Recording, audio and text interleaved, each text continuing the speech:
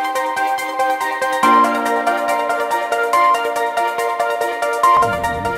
the time you became acting spokesperson for the entire duration of this year, we have had, a positive relationship with them. Never mind those small issues where we find ourselves disagreeing, but I must say we are very, very, thankful.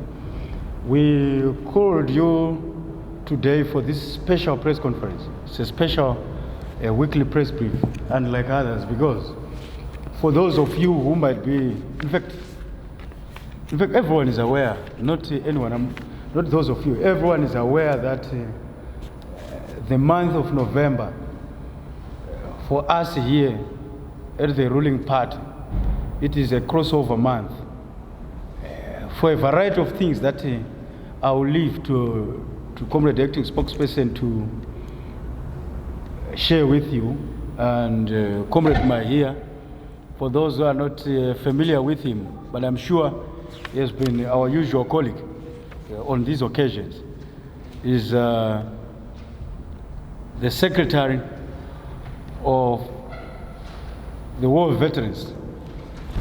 You name them ex-detainees, restrictees, and collaborators to the Politburo. You might also be interested to know that the party added upon its two wings, the Youth League and the Women's League. We now have the War Veterans League. So, and Comrade Mahia is in charge of that wing of the party, a special wing indeed, for two reasons. One, it is the reason why we all have this freedom. The freedom that we have as you carry out your obvious duties on a daily basis, it is courtesy of the war veterans.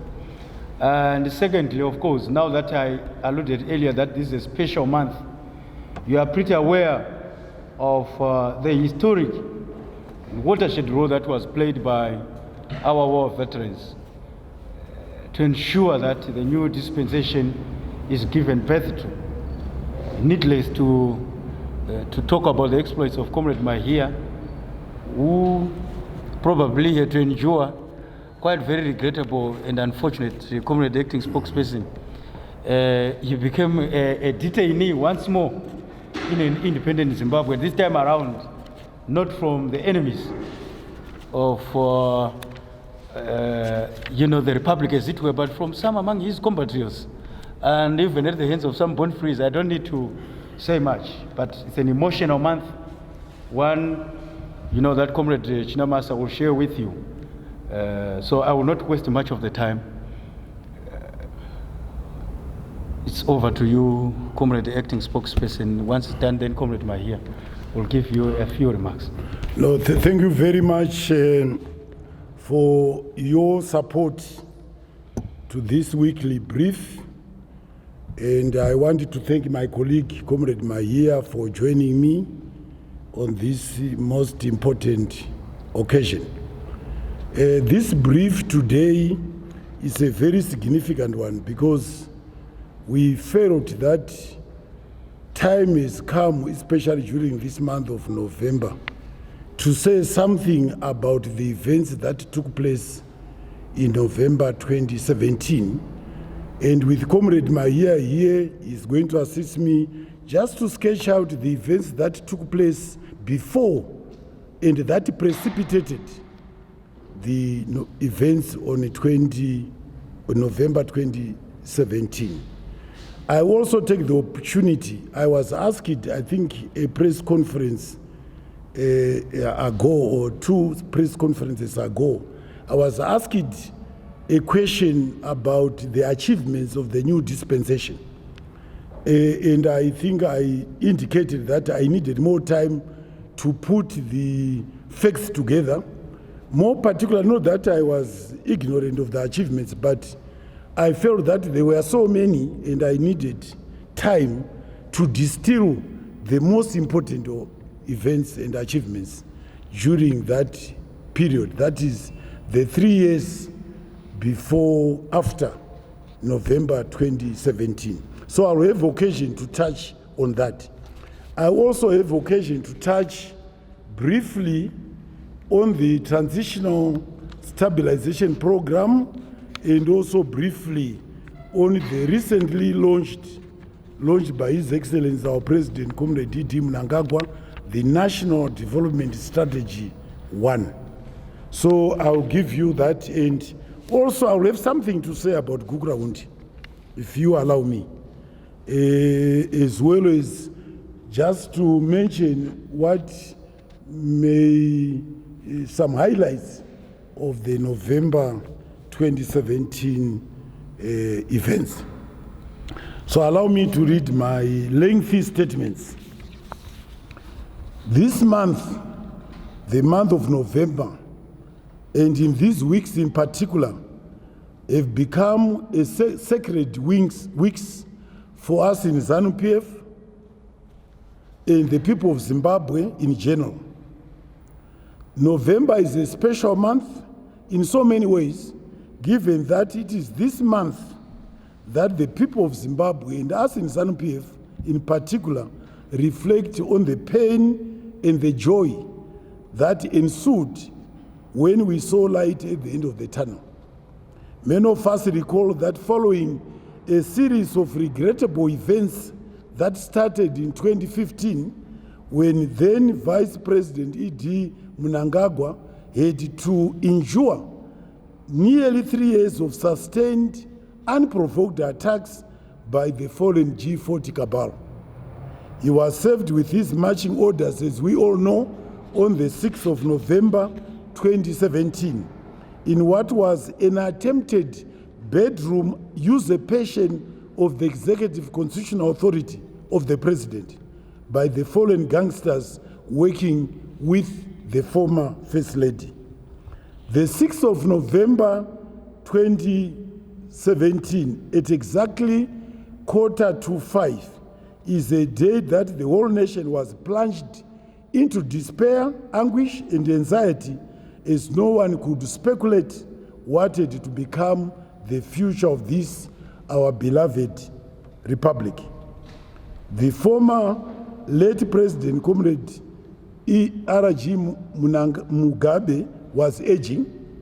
Those who corrupted their way into his life hatched a plan to usurp the presidency from him by first quarantining from his compatriots on the basis of fake and false reports to him. Resultantly and regrettably, Comrade E.D. Mnangagwa was unfairly fired. Instantly, he was isolated from his compatriots and left to bear the responsibility of running away with his dear life with the assistance of his children and unmentionable comrades in their ranks and file. To escape an attempted assassination at the border and to endure night-long journeys, walking by foot to cross into Mozambique, running away from bone-free gangsters in a country that he had given his whole life by way of joining the liberation struggle at a very tender age, and in the process escaping death by a whisker following his activities as a crocodile gang member, is something that we reflect upon with a heavy heart. The crocodile gang was one of the first military outfits by the revolutionary Zanu party to engage the Rhodesian enemy, and their activities were the first attempts made to dislodge the enemy from power. He faced that, and on top of the personalized attacks, threats on his life, including poisoning at the notorious interfaith rallies, we reflect on the 6th of November to the 13th of November with a heavy heart and painful heart. We are yet to heal. These were the worst ever days in the chapter of the life of our president, Comrade D.D. Mnangagwa, so worse than the hanging sentence he escaped during the early days of the armed struggle, because then it was the enemy who he had chosen to fight against, who had imposed a death penalty on him. was threatening to impose the death penalty on him. So imagine this time it was happening at the hands of his fellow compatriots, working with misguided John Carmuletlis, whom he had contributed to their liberation and grooming. But with the grace of God, we are together with him in flesh and in spirit, leading the nation to the promised land. Zanu PF calls upon the nation to reflect on the month of November, for this is the month of all operations, the month of the legendary Operation Restore Legacy, the month in which we celebrate the boldness and the mightiness of our Zimbabwe Defense Forces, the month in which we celebrate the collective resolve, unity of purpose and oneness of our people, despite unnatural political differences of yesterday, the month in which, combined and bundled together by the undying patriotic spirit of Mbuya Neanda, we stood to shrug off the G40 threats and to defend our constitution. The euphoria that even united opposition forces with us in ZANU-PF to lead the nation's crossover from politics of hate to the new dispensation, the Second Republic, led by our President, Comrade E.D. Mnangagwa, was no small gesture, but a giant step of statesmanship which makes us reflect on the month of November with joy as it turned out at the end of the tunnel. ZANU-PF will forever cherish that oneness and strongly believes that it is never too late to recover that unity, that togetherness, which we demonstrated to the world, despite the fact that our detractors had wished us the opposite. We take note of the fact that we were and are still aware that negative forces have been burning the midnight candle to sow seeds of disharmony, disunity, division, discohesion, and disunity among our people on the basis of political persuasion. The President has taught us to show them love in return. For he says, let bygones be bygones, an eye for an eye will leave our society a blind society. End of quote. Today, ZANU-PF takes pride in sharing with the world and our people, in particular, the success stories of the new republic, as well as rally all and sundry towards the achievement of Vision 2030. In summary, we as a party, ZANU-PF, we are buoyed by the milestones achieved thus far. In this short period, halfway through our 5-year term, we have done tremendous work for our people. We congratulate the President and the Zimbabwe Defense Forces and the people of Zimbabwe and the war veterans on whose backbone Operation Restore Order was hinged on, and we want to assure them that this leadership will never betray them. The bravery that accompanied our actions, firstly, the war veterans in resisting the machinations of the G40 cabal, and our actions in launching Operation Restore Order will never go in vain. ZANU-PF is watching the unfolding events in the USA closely. As I said earlier, and just recently, we have taken pride in showing them the way, as we saw General Mark Milley, chairman of the Joint Chiefs of Staff of the United States, on 11th November 2020, coming out guns blazing on the unfolding post-election circus that is taking place in the United States. And he said something that I want you to refer to that audio by the chairman of the Joint Chiefs of Staff. He said, the military did not take an oath to save an individual, but to uphold the Constitution. Our then commander of the Defense Forces CDF, General Konstantin Chiwenga, did just that on the night of the 13th November 2017. ZANU-PF is proud that after Operation Restore Order, President E.D. Mnangagwa and his entire leadership have managed to achieve the onerous task of uniting a nation that had been ravaged and ripped by the divisive, tumultuous and tribal politics of the G40 cabal. Indeed, there is no denial that the G40 element had polarized the Zimbabwean society to the extent that there was anxiety on how the nation was going to heal afterwards. As I have said before, they made an onslaught not on the party constitution, on ZANU-PF constitution alone. On the party constitution, they went about dismissing unfairly people elected to positions in our structures and replacing them with appointees who had not been elected. And that, of course, is a legacy that we are still grappling with, what to do to heal the wounds. They made an onslaught on the Constitution by seeking to usurp the executive constitutional authority of the presidency and taking over, making decisions, presidential decisions, in place of our aging president then. However, with his wisdom, President E.D. Mnangagwa has been able to unite the people, rising above petty, regional, or tribal politics to a wise statesman and unifying figure who welcomes diversity as a source of pride and not hate. We applaud him for that. Under the new dispensation, President E.D. Mnangagwa has accelerated the pace of agricultural mechanization and modernization, driven by the desire that Zimbabwe cannot continue to rely on natural weather and climatic conditions to determine the quantum of its agricultural output.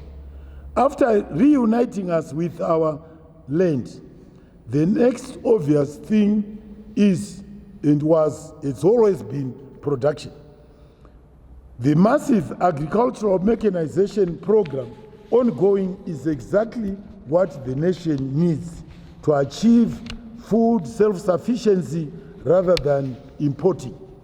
And I need to add here that soon the government will be embarking on a massive irrigation, rehabilitation, and installation program to connect the waters in our 11,000 dams or so to the field edge of our farmers. As a result, more hectares of land will fall under irrigation, powered by massive dam construction programs, the majority of which have been completed to ensure that farmers are given maximum enabling support. Again, we applaud our president for that direction and for the achievements that have been scored thus far. On re-engagement, we not all of us are aware, coming into power as president of the Second Republic, the president made it clear that the Second Republic was about engaging, re-engaging, reconnecting, connecting, and restoration of friendship and mending of relationships, as well as intensifying relations with our all-weather friends. We are proud that His Excellency, the President, has not deviated from that goal and from that objective. He has managed to grow and deepen the relations with our all-weather friends, the People's Republic of China and the Russian Federation and India, among others. We are proud that during his presidency, we have escalated dialogue with our Western force to an interministerial level, which has seen the significant steps headlined by the removal of Agribank, IDBZ, several chemicals from the sanctions measures. And I left out here the Chemiplex company also the fertilizer manufacturing companies which had been placed under sanctions.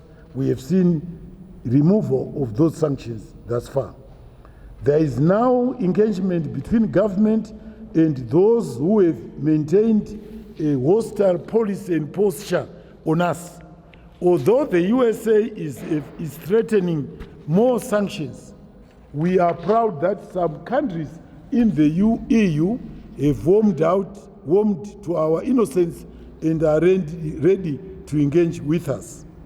And in my last week's press conference, we are urging government, as we still do, the Minister of Foreign Affairs and International Trade to engage the transitional team of the President-elect of the United States of America, to engage them and make an appeal to them to unconditionally remove sanctions against Zimbabwe. As we re-engage, ZANU-PF makes it categorically clear that re-engagement should not be misconstrued as a policy of appeasement to the former colonial masters or to those countries which imposed sanctions against Zimbabwe. It is re-engagement and not appeasement, period.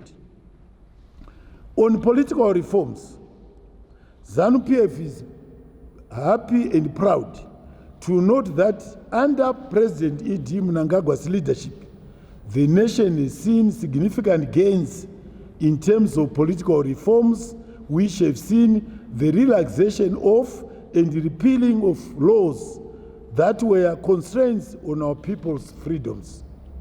We have removed POSA and AIPA to ensure that our people can enjoy rights provided in our Constitution, which are natural and as old as is humankind. The freedom of the media has been guaranteed, restored and guaranteed through the enactment of friendly laws that the media plays its role in society freely but accurately. Under President E.D. Mnangagwa's administration, the nation has seen the deepening of multi-party democracy to the extent that in the previous 2018 elections, the nation witnessed a historic 23 presidential candidates and several other independent contestants in other spaces. This is a clear gesture that our democracy is growing and maturing in the new dispensation. We still have a long way to go, but clearly the direction has been pointed out to us by our president, and all that we need to do is to take a step-by-step journey towards fulfillment of that journey. We however, are unavailable to provide consultancy to those other parties that are splitting or collapsing. And we hope no one considers us responsible. We also face our own challenges internally, as was shown before 2017, but we are brave enough to confront these challenges head-on, as we did in 2017, as we will do in the future should we face any challenges. And we resolve them ourselves. And we have never sought to blame our political neighbors when we meet those challenges, or when we face those challenges. ZANU-PF also reiterates that the political reforms we are putting in place are intended to increase the democratic space for our people and are not to be taken or misconstrued as a conditionality for re-engagement. On the culture of dialogue, ZANU-PF takes pride in President E.D. Mnangagwa's creation of a dialogue platform where all political players converge to exchange ideas on how to tackle challenges and take the nation and its people forward, instead of remaining trapped and stuck to our selfish political walls.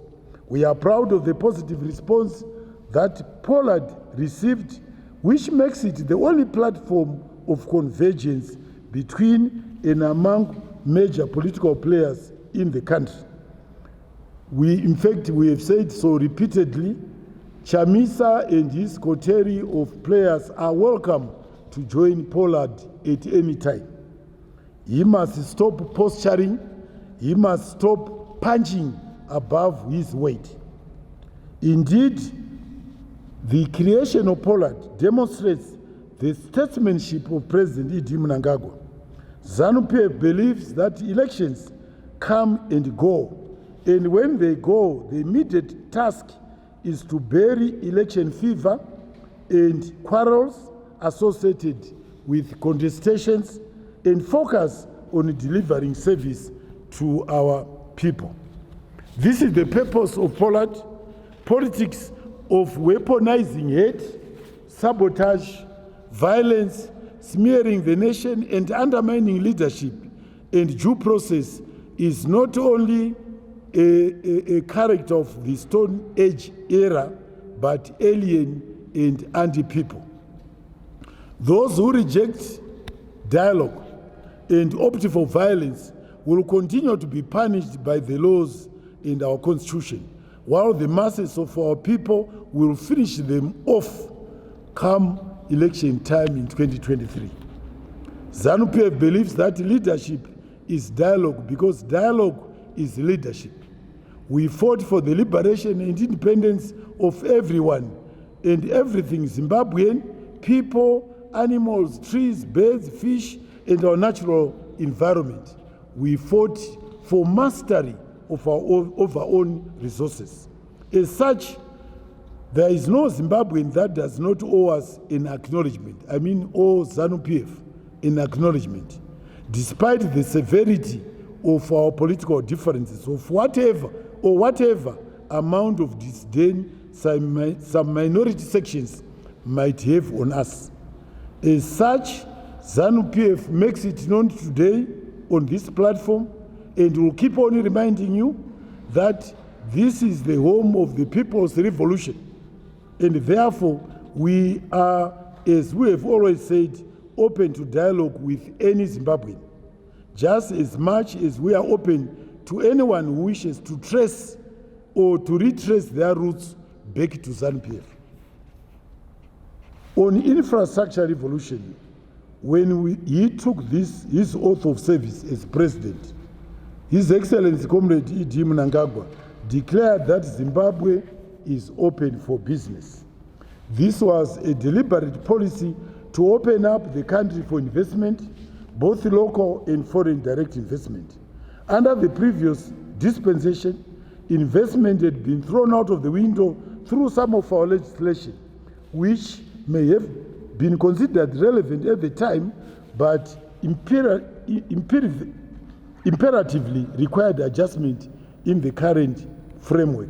I'm referring to that 51-49% legislation, which said an investor who brings 100 million, 51 belonged to an individual, and 49 was the investor's money.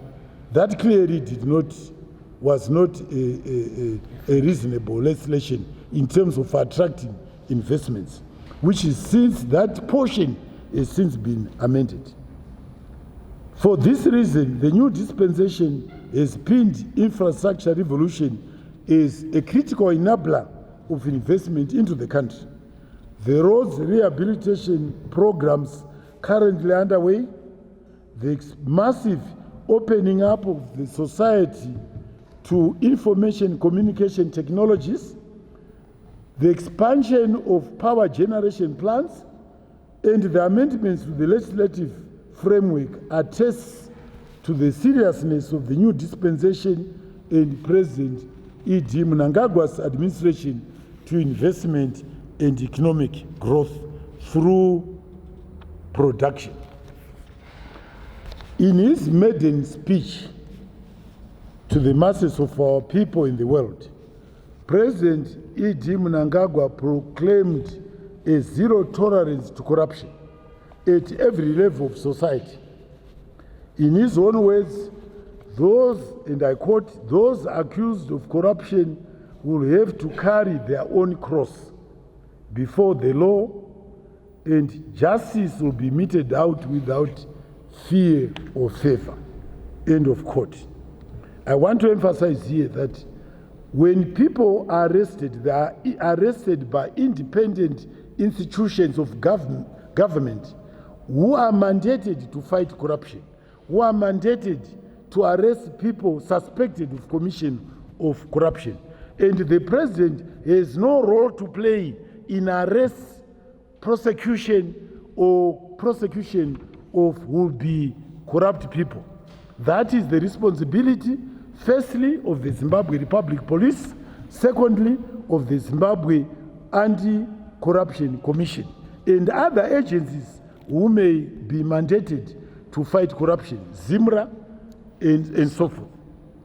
SACU also is one of those agencies. So anything that they do, they must be accountable to over the failures or successes of the anti-corruption fight. And it is the president who has set them up. They've been set up under the Constitution, and it is their responsibility to make sure that they deliver on the promise of His Excellency, zero tolerance to corruption. A 3 months, as you recall, a 3 months moratorium was declared, which expired in March 2018.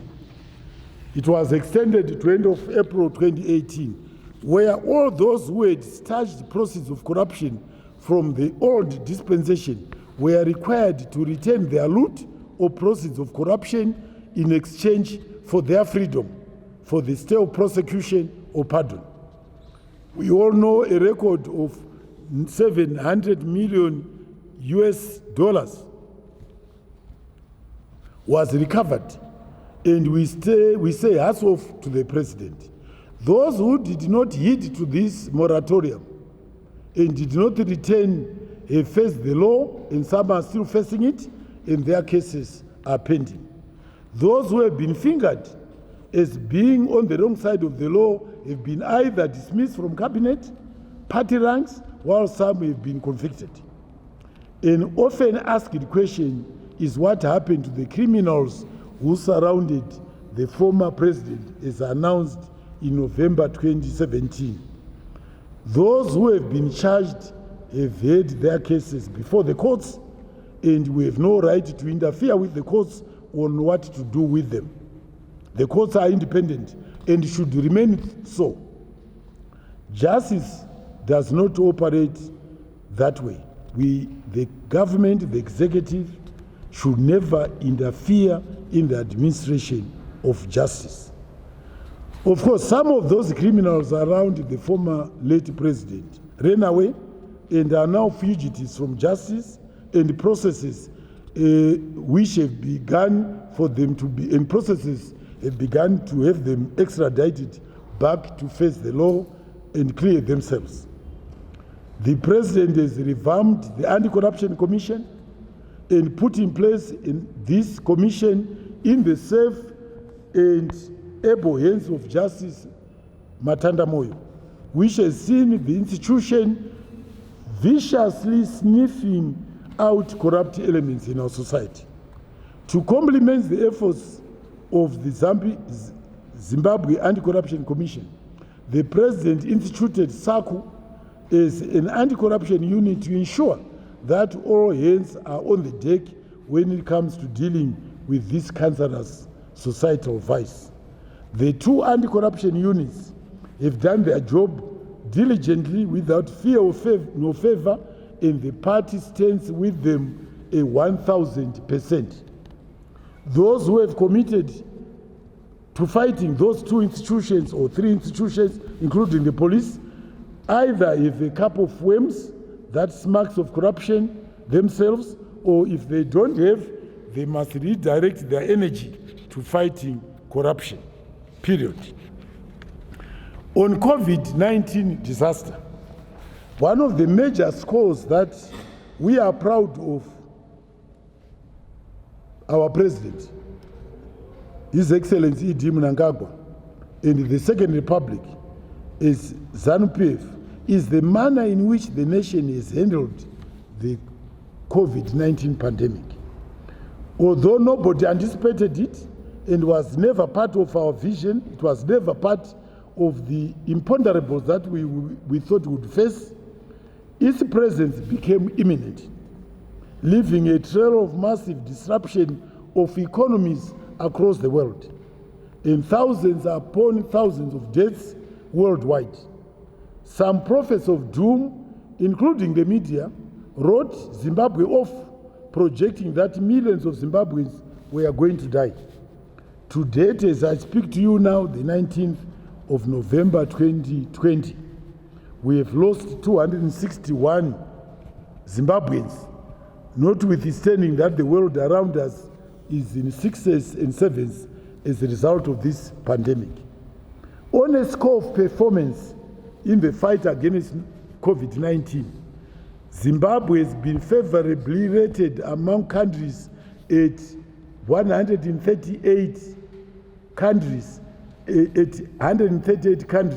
with the worst rated country, USA, at number 1. We are still fighting it, and we have defied all odds. We have fought it with local resources and our peoples, with support from our all-weather friends, while Tendai Biti of the MDC Alliance has been busy writing to the IMF and the World Bank not to give Zimbabwe any support in the COVID-19 relief funds. We must say here that we are very disappointed with these world organizations that they would heed a call from a disgruntled individual and not support Zimbabwe, which is a shareholder. We are a shareholder of the IMF. We are a shareholder of the World Bank. Now they heed a call from an anti-people individual who writes to them not to support us by giving us COVID-19 relief funds.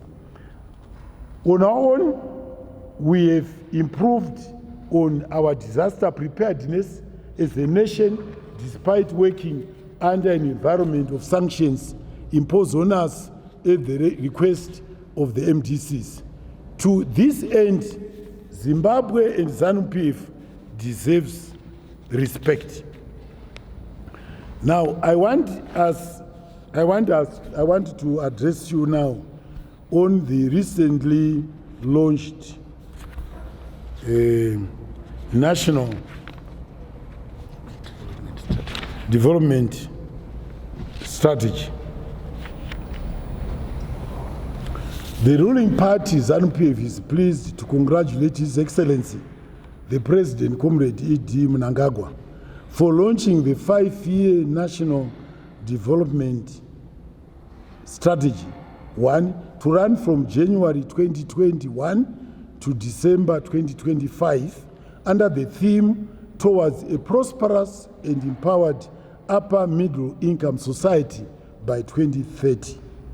This National Development Strategy 1, 2021-2025 is, as we all know, is the successor to the Transitional Stabilization Program and is the first 5-year medium-term plan aimed at realizing the country's Vision 2030. This is our first unique Pan-African National Development Plan strategy crafted by the Second Republic and is aimed at propelling the achievement of Vision 2030.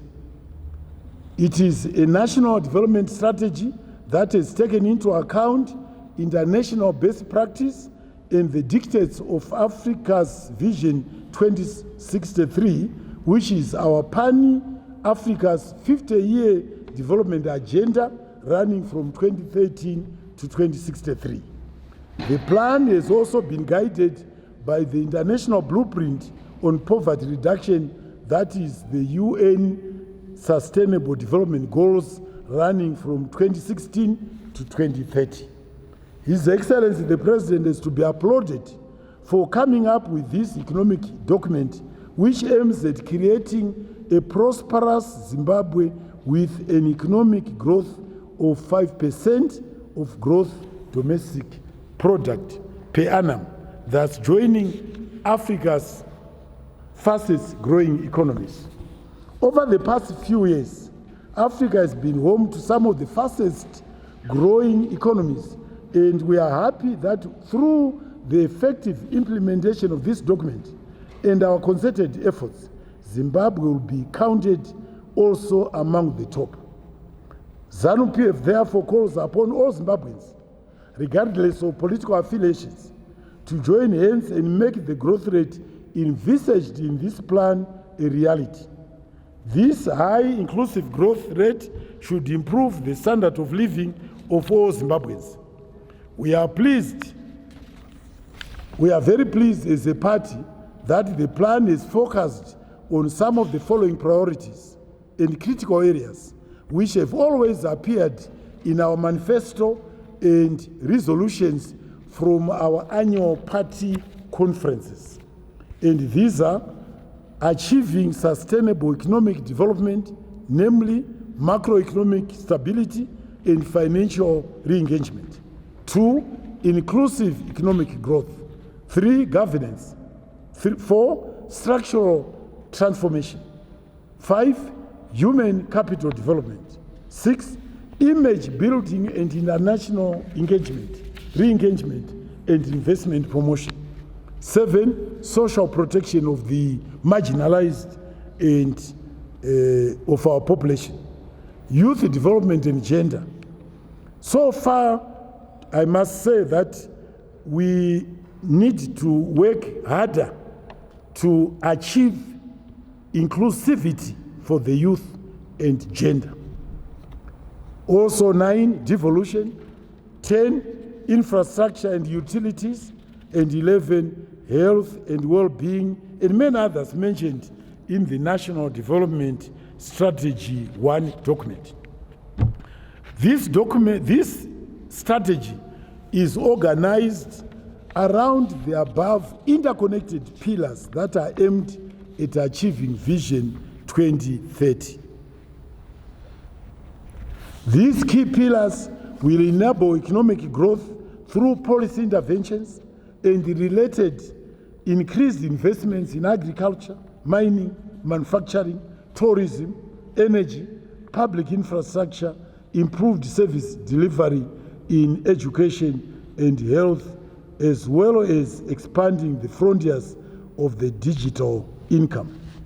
In summary, the macroeconomic objectives of NDSI-S1 are to achieve an average economic growth rate of at least 5%, to maintain fiscal deficits averaging not more than 3% of GDP or below, in line with the SADC target, and to achieve and maintain lower single-digit inflation, and also to increase international reserves to at least 6 months import cover by 2025, and establish a market-determined and competitive foreign exchange rate regime, as well as maintaining public and publicly guaranteed external and domestic debt to GDP at below 70% of GDP.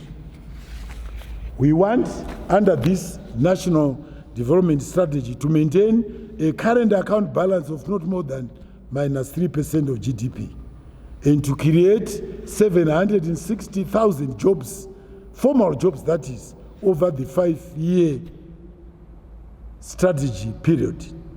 We also want to improve infrastructure development and investment in energy, water, sanitation, roads, and housing. And finally, one of the objectives is to accelerate value addition and beneficiation in agriculture and mining. This strategy document recognizes that economic growth comes from the full employment of the factors of production, namely land, labor, and capital. I'm happy that the first two are squarely under our watch, under our control. What we are going to need as we go forward is capital. We can raise ourselves by our own bootstraps, using our own resources, and we can fly, but our takeoff will be that of an aeroplane. If we have full access to capital, both domestic and international capital, this country will take off like a rocket. So the National Development Strategy, one document, has laid out how these factors will be stimulated and coordinated through appropriate policy to operate harmoniously in order to achieve Vision 2030. Now, what are our observations?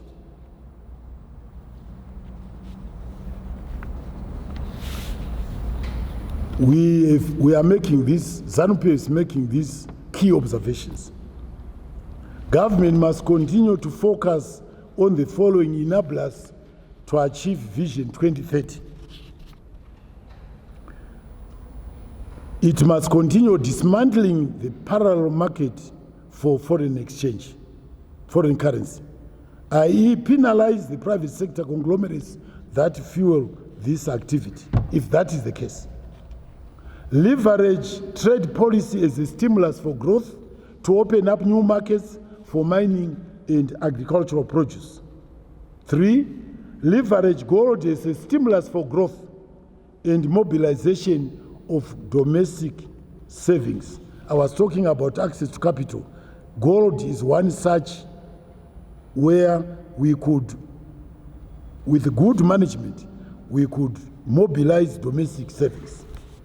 4, we must leverage agriculture as a stimulus for employment and productive sector growth. And 5, we must decentralize National Development Strategy 1 to provinces so that provinces take ownership of this document so as to achieve economic growth in their respective provinces and report on this progress every 6 months. It is our hope as ZANU-PF that this national development strategy will be used to combat sanctions. It will tell the whole world that Zimbabwe is open for business. It will shame our detractors locally and internationally by showing them through this development strategy 1 that Zimbabwe is on an unstoppable growth trajectory. There is need to effectively focus on implementation. The success of the National Development Strategy 1 will depend on effective implementation. ZANU-PF will throughout the implementation period keep a stern eye.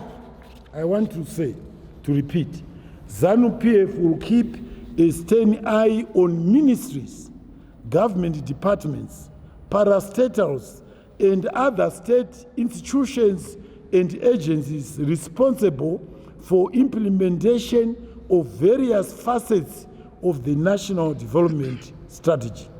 And ZANU-PF will not hesitate to name and shame those ministries and state institutions and agencies which ZANU-PF considers to be sleeping on their job and being lax in the implementation of National Development Strategy 1. Finally, on this issue, as a party, we call upon all government and we call upon our structures and government agencies and departments to disseminate this document widely and educate the people of Zimbabwe in both the urban and rural areas on the benefits of effectively implementing this national development strategy. I should have, before I introduced my comments on the National Development Strategy 1, I should have said something to say about the transitional stabilization program. We all know that the new dispensation is about the people. Yes, the people. we have accelerated economic development to ensure that we respond to the plight of our people with the ultimate objective of achieving an upper middle income economic society by 2030, in line with Vision 2030. ZANU PF is proud of the indelible success marks left by the Transitional Stabilization Program, TSP, and the second phase, which we are now embarking upon, which is the recently launched National Development Strategy 1. At the center of these initiatives, TSP and NDS1 have been to stabilize the TSP was to stabilize the financial sector and get rid of leakages and loopholes that had seen the value of our currency being determined from the streets by speculative, illicit money changers. We applaud His Excellency the President, we applaud the Minister of Finance and Economic Development, we applaud the Reserve Bank Governor, Dr. Mangudla, for the foreign currency auction system, for the disbandment of fungibility, tightening of measures on mobile money transfers, acceleration of export trade, and the restoration of confidence in the financial sector, and the resultant effect of which has been price stability and a stable foreign exchange rate. In the same vein, we have created an environment where the ease of doing business has been accelerated to ensure that unnecessary bureaucracies are dealt with. I need to conclude my remarks on saying something about job creation. Under the new dispensation, and you must give it to President E.D. Mnangagwa and to ZANU PF, under his administration, we have seen a creation of at least 500,000 formal jobs, with 200,000 of those having been created under the harsh conditions of COVID-19. The President has opened several industries, from manufacturing, mining, retail industries, fishing, and infrastructure revolutionary programs, which have been the major creators of the jobs. The roads infrastructure program, rehabilitation program, going on across the nation, coupled with the dams construction and irrigation schemes, not forgetting the robust small-scale and large-scale mining activities. All these have contributed to the creation of the jobs which I've referred to above. We are now calling upon for massive investments in sports and arts industry to ensure that no sector is left behind. We are also calling upon, the government to intensify the irrigation programs so as to be able to utilize the vast water reserves which are stored in the 11,000 or so dams of various sizes.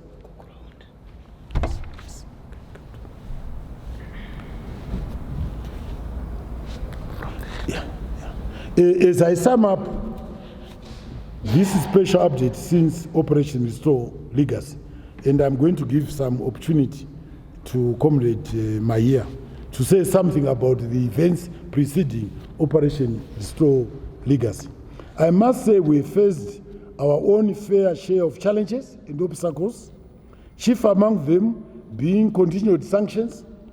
Sponsored violence has happened on the 1st of August 2018 and from the 14th to the 16th of January 2019, and smear campaigns that we have suffered under through the social media openly and is fronted by hostile media elements, unscrupulous business players and corrupt elements in local authorities.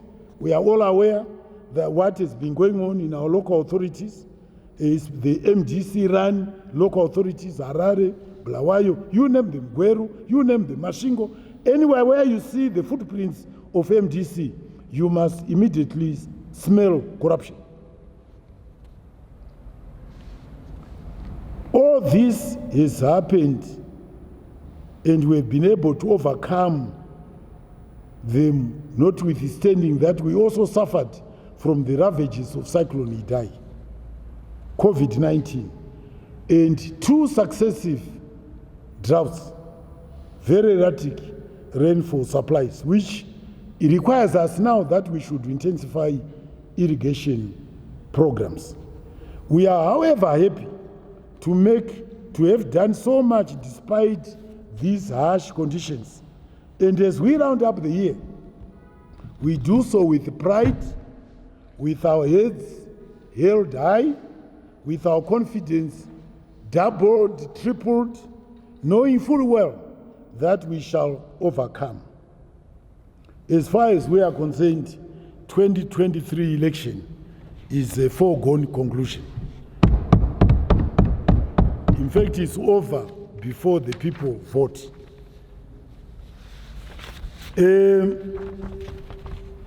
I want to make a special,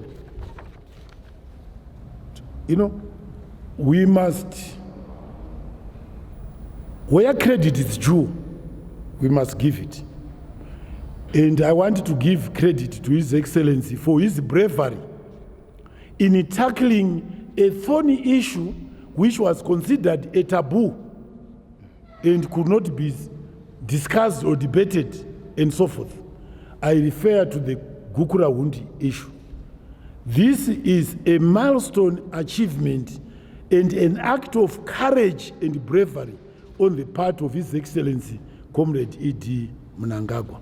That he has put it in the public glare for debate and for discussion, that he has engaged traditional leadership, the people of Matabeleland and Midlands, who were affected by this disaster in our nation building.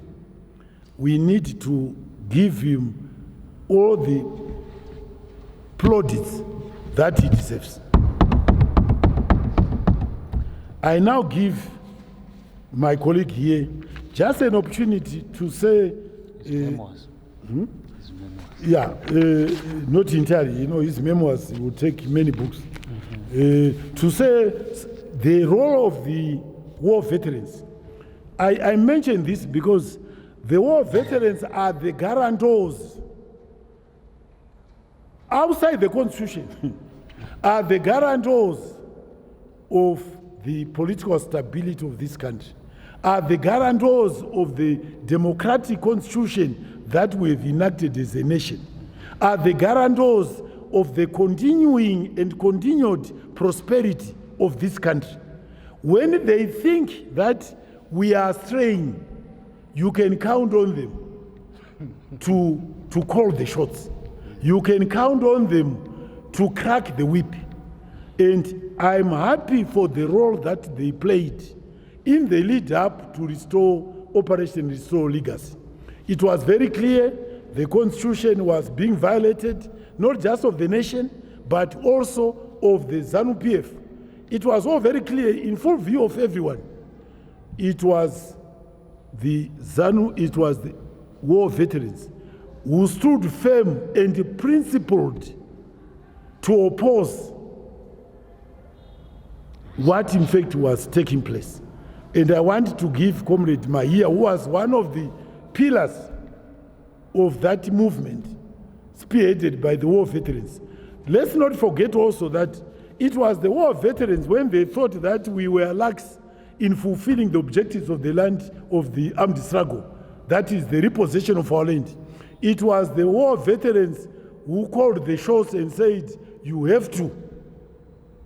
For that, we remain indebted to them for what they've done and what we will continue to expect them to do in the future to keep the nation on its toes, to ensure that we do not forget the sacrifices that our compatriots suffered and made sacrifices through during the armed struggle. Comrade Mahia. I think I must thank the President, first and foremost, for what has happened since that time. The party has risen to our expectations. On this day, today, was a Central Committee meeting that agreed to promote the veterans of the liberation struggle in the party and in government. But let me also take this opportunity to tell the nation probably why there were veterans by that time. And like what our Acting Secretary for Information said about the question of land when we called the shots, why war veterans? So why war veterans yesterday, why war veterans today, and why war veterans tomorrow must be understood that we are taking this center stage because we belong to a generation that has been assigned by a philosophy, and the philosophy is the Chimurenga philosophy. The Chimurenga philosophy rightly is spoken to by the culture of the people of Zimbabwe, who, and whichever culture one comes from or tribe comes from, was a chieftainship where governance played the center stage. So Chimurenga philosophy connects the people to amongst themselves. Hence, my comrades, it is about consideration of each other and that particular person's value and that particular person's skills to be utilized for the benefit of society. And that is what they called by that time socialism. Number two, Chimurenga philosophy speaks to a nation being connected to its land. And the war veterans, like what you got just a few minutes ago, that we fired shots in order to connect the people to their land. It is because Zanu PF, as a political party, is the one that organized or that owns the war veterans in terms of the knowledge that they have to direct and be able to be vigilant enough to call shots when necessary. So we connected the people with their land. The war veterans connected the people with their land, and war veterans are Zanu PF because they are a creation of the people of Zimbabwe that came together and they created a political party. That must be understood. So we are assigned, or in the party constitution, we are assigned, and it is known by the party, that we are forever custodians of the Zimbabwean revolution. So being custodians of the Zimbabwean revolution, we are protected by the revolutionary fundamentals, revolutionary principles and fundamentals to continue with the revolution until forever. So I remember November very well. It was not a period of joy. However, you wanted to know, Mao veterans so we don't enjoy it. We enjoy when things are difficult and when it seems like there is no formula to find a solution, we will bring the solutions, and we did it. We did just that 2017 in November. Ladies and gentlemen, it was a year when I got baptized and became a war veteran and a detainee.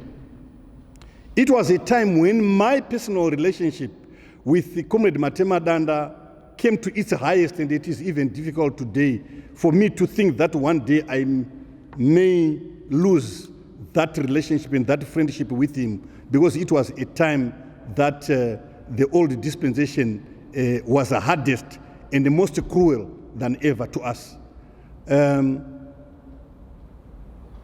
War veterans are charged with the responsibility to ensure that the dictates of the people of Zimbabwe are carried forward. And in November, we were simply doing that. It is not a thing that started in November. It is the reason why we were very clear. We did not tell the former president to resign. We didn't say he must go away. We simply told him that when your time is up, you don't mislead the nation or do the wrong thing as dictated by the revolution to give the powers of this country to any other than the people. That is what we said. We even cited a period when the former president became president in Chimoyo. He was elected because he was the most senior. The Zanu PF existed during that time that you can remember. And the former president became president because that time he was the most senior. And we were saying, for as long as we are taking back the powers of this land to the people, it has to be with the most senior person of the party at that time. And during that other time, when the former president was going to call it a day, he was supposed to go back to the people, and the people were going to call upon the most senior to take the reins of power. And the most senior was Comrade Idi Mnangagwa. Hence, he was the target of the G4 cabal. The G4 cabal was on him, it was also on us. We were called names, but those names never prevail and will not. And what I can tell the nation, with the opportunity permitted, in this country, the revolutionary fundamentals and the principles will always and will need to be adhered to. We wait for no command to ensure that that has been done. But all we do is to ensure that the principles and the fundamentals, the dictates of the Zimbabwean or Zimbabwean society culture is adhered to. We don't need to wait for any other command other than what we have agreed before 1980, because we went through rigorous training and the political orientation and had benchmarks. This is a revolution. It has stages. So even the MDC, when it came to reality, we knew that at some stage there will be neocolonialism. Neocolonialism to us simply means the reorganization of our erstwhile enemy to try and take that power that we had taken from them once more and put their own puppets. So we are aware. And Comrade CHINAMASA, it may not be appropriate, but I should tell you as Secretary for Veterans of the Liberation Struggle that we are waiting for a command. We can return the sanctions back to the British and the Americans. And we have the formula, but we shall not speak until command tells us, or until we discover that the efforts by government and the efforts by the party seem to be hitting the wall. We'll wait for no command, but we'll do what we know best and return the sanctions. And I mean it, return the sanctions back to the British and the Americans. I think for today, that will be okay. I must thank you for being here, because I will always remember this day in November and I will not forget it. I thank you. Thank you very much. I just want, on occasions, I'm asked this question by many reporters, by many. What is ZANU-PF's succession policy? And my answer, and the comrade Maia has given the answer, exactly what I've been telling whoever is asked. ZANU-PF is a constitution. And under that constitution, we sit as a Congress to elect our president.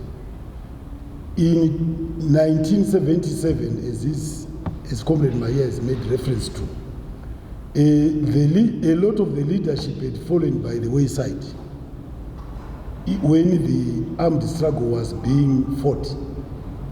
The most senior person in rank remaining was Comrade R.G. Mugabe. And at the Congress at Chimoyo, he was elected president of Zanu, at that time Zanu.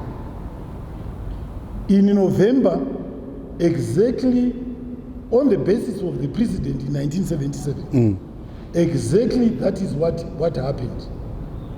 When it became very clear that the party constitution, the country's constitution were being violated, trampled upon by the G40 cabal, and that they were threatening the stability of the nation. The party moved in and we elected at our December Congress President E.D. Mnangagwa to be our president of ZANU-PF.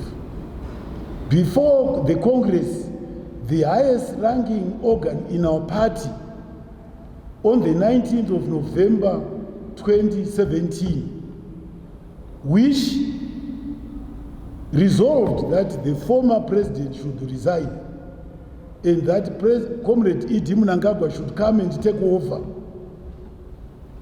made that resolution that he will be an interim president of ZANU-PF pending Congress in December 2017. That actually is what took place. I wanted to also mention in this context of Operation Restore Order that on Saturday the 18th of November 2017, ZANU-PF was at the helm of the demonstrations, the people's demonstrations, engineered by the war veterans, which took place in Highfield. Yeah. That I thought he was going to mention, but I'm sure it must have slipped his mind.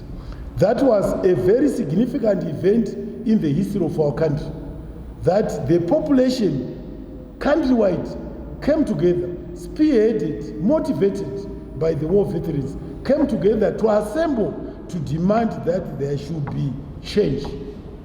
And the people got the change when on the following day, steps were taken to bring about that change. When the ZANU-PF Central Committee met and resolved to fire the incumbent president, to invite Comrade E.D. Mnangagwa to come and take over as interim president of the party and president of the country, and also resolved at that Central Committee meeting to expel from ZANU-PF the G40 members of the cabal.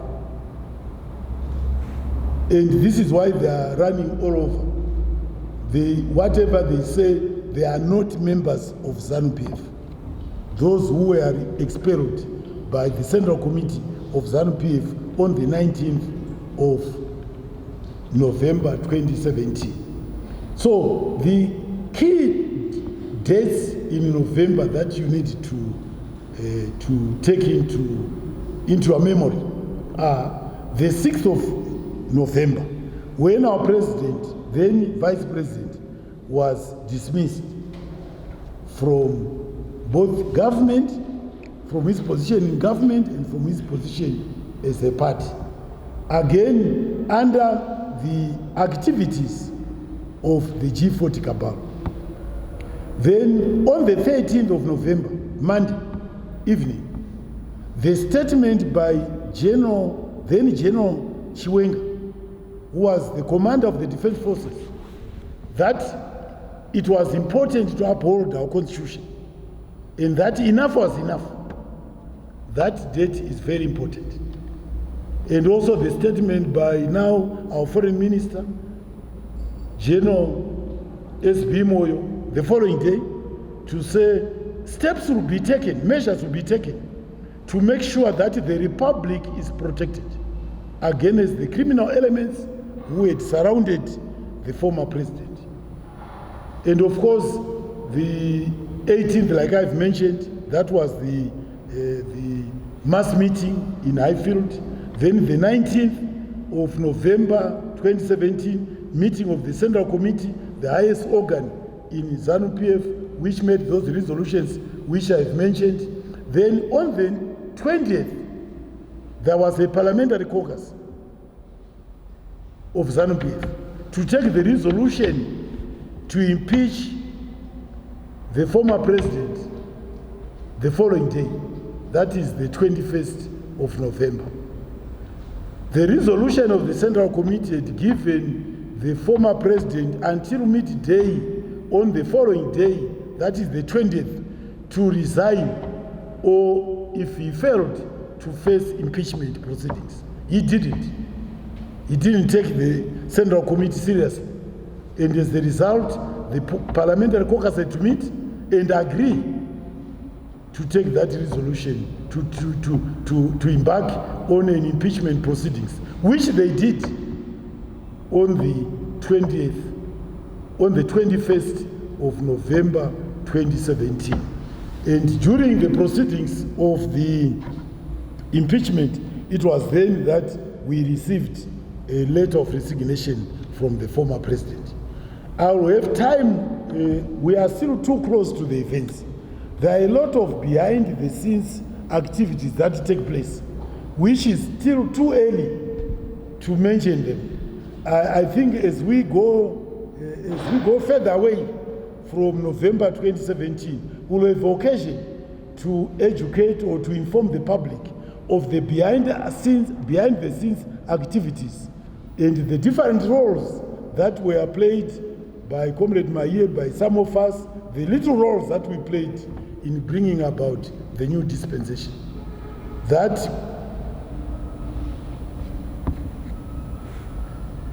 just again what I want to emphasize from before I conclude, what I want to emphasize from what he said. He says there is a Chimurenga philosophy. The Chimurenga philosophy, in short, he says, this country belongs to Zimbabweans and must be ruled by Zimbabweans and no other, without any outside interference. We must be masters of our destiny. We must be masters of our resources. And anyone who comes into government, and I want to recall the statement by late General Jinawashi, you'll find that straight jacket. It's a straight jacket. We have some freedom within the straight jacket to maneuver, but not outside the straight jacket. And that's what Comrade Mahia is actually saying. As we go into the future, there is a straight jacket. And whoever comes, whoever is the president, whoever is the president of government must operate within that straight jacket. That Chimurenga philosophy to say Zimbabweans are masters of their destiny without outside interference, are masters of their resources, of their exploitation. And any policies must be directed to exploiting these resources to the benefit of Zimbabweans. I thank you.